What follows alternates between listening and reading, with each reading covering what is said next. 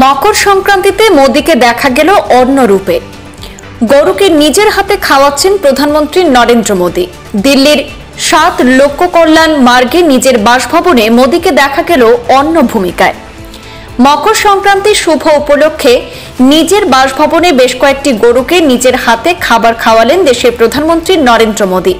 ইতিমধ্যে সামাজিক মাধ্যমে সেই ছবি ছড়িয়ে পড়েছে, যেখানে দেখা যাচ্ছে 7 লোককল্যাণ মার্গের বাসভবনের লনে নিজের হাতে গরুদের খাওয়াচ্ছেন প্রধানমন্ত্রী। বেশ কয়েকটি মুহূর্তের ছবি ছড়িয়ে পড়েছে। তার একটিতে দেখা যাচ্ছে প্রধানমন্ত্রী লনে বসে গরুদের পরিচর্যা করছেন, একটিতে দেখা যাচ্ছে সতেজ ঘাস দিয়ে গরুদের খাবার খাওয়াচ্ছেন তিনি। হিন্দু ধর্মে বিশ্বাস করা হয় মকর সংক্রান্তির শুভ উপলক্ষে গরুকে ঘাস খাওয়ালে আশীর্বাদ পাওয়া যায়।